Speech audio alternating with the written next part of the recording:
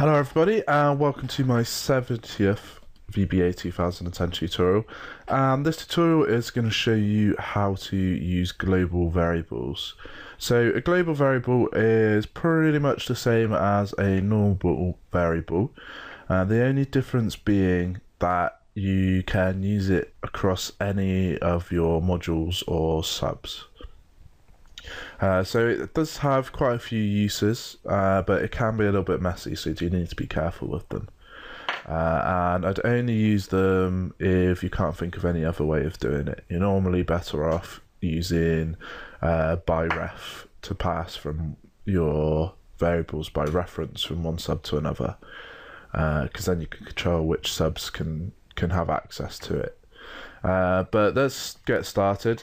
Essentially what we're going to do is I'm going to start in just a normal module, not a class module, and we're just going to declare our variable. So dim, and then my global var as, and then just make it string. They can be any type of object, so you can do it with workbooks, you can do it with ranges, you can do it with whatever you want, integers, doubles. I could list all the objects, but I'm not going to. If you do want to see all the objects, you can go to the objects browser by pressing F2, and it will give you a list of all the objects that you can use, which is useful. Anyway, let's carry on before I get sidetracked by an object browser. Let's go sub, and then my first sub. And so notice how our global variable is being declared outside of our sub. But what we can do is we can still actually access this variable from inside our sub. So let's put my global var equals hello world, and then let's call my second sub, which we haven't created yet, but we're going to in a minute. So let's just copy that down here. So sub, my second sub, and then down here I'm just going to message box out the global variable, so my global var. And so what this is going to do is we're going to set the global variable up here.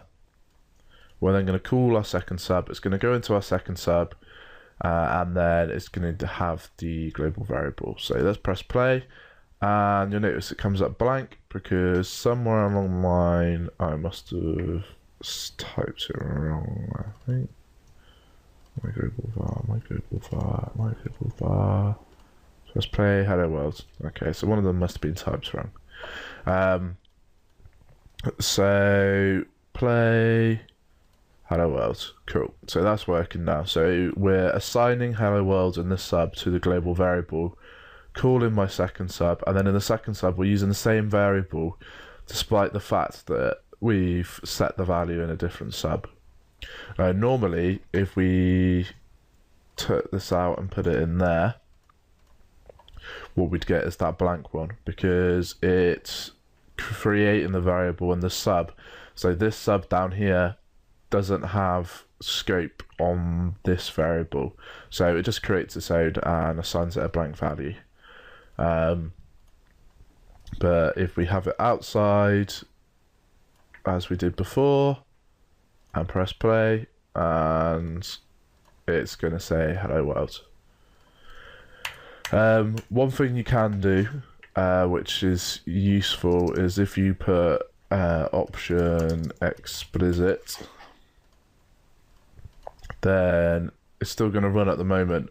But let's say you did what I did at the start and you typed it wrong, so you put an extra one up there, press play, it's going to say variable not defined, so it won't actually do what it was doing and just run it as a blank new variable. It forces you to have the variable defined, which if we have it as the global one up there and press play, it's going to run because we've defined it already. And quite a lot of people put this in all their codes. I know I do. And it just forces you to declare your variables, and gets rid of any issues like that where you're you think you are using one variable, but actually it's creating a new one. And that is it for global variables. We're going to use it in the coming tutorials when we're going to look at active data objects to create a global connection to our database, so all our subs can connect to the database on the same connection rather than creating separate ones or passing it around all over the place. So that is it for this tutorial. Thanks for listening, and I hope to catch you in the next tutorial where I'm finally gonna get on to active data objects.